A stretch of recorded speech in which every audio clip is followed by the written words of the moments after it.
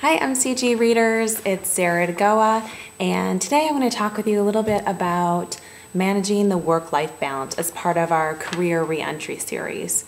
I wish there was an easy answer to this, but unfortunately I think it's so individual and that balance is always difficult. I mean, whether you're working or not working, keeping things manageable and so that everyone's happy and in balance is a difficult task no matter what. So anyways, I'd like to try and give you a couple of tips to try and, help ease that process.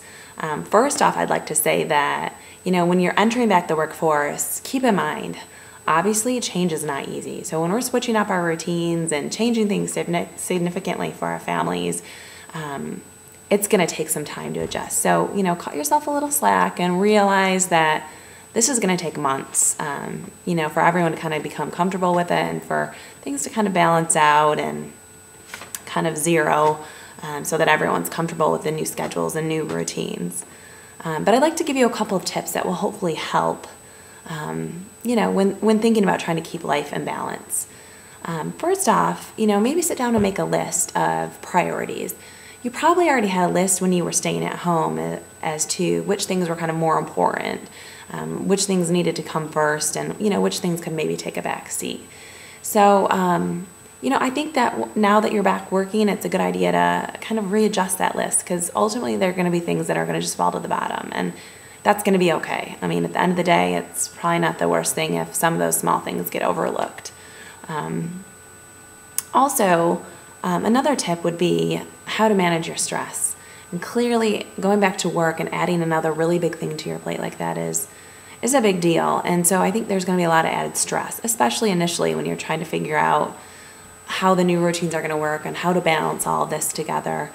Think about, what it is you like to do that might help relieve stress. Is it working out? Is it drinking a cup of coffee? Is it reading a book? Maybe it's just taking 10 minutes and sitting in silence. Whatever it is that's going to help you kind of manage that extra amount of stress that going back to work is going to add to your already busy lifestyle. Another tip is to communicate. I don't think that there's too much communication possible because especially with working, you're going to have to communicate a lot more with your husband and with your kids to let them know what you're doing, when they can expect you home. Keep them in the loop of what the new expectations are of you. And you never know, they might offer to help out in some instances if they know that, mom's kind of tied up with something. So, maybe they can help by setting the table or, maybe your husband will pick one of the kids up from, a practice or something like that. And maybe that was previously your responsibility. So keep talking about those things with your family. And the fourth tip and the last tip, which I think is really important, especially for us women, is don't underestimate yourself.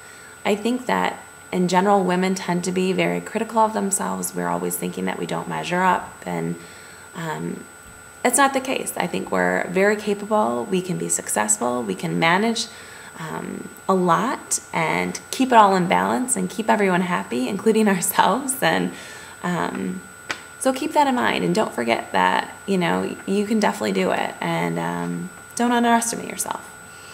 So at the end of the day, what you're doing is a huge accomplishment. And so, again, pat yourself on the back and be patient because there's ultimately going to be days when, that scale goes off balance. But just stick with it and hopefully things will kind of bounce themselves back out.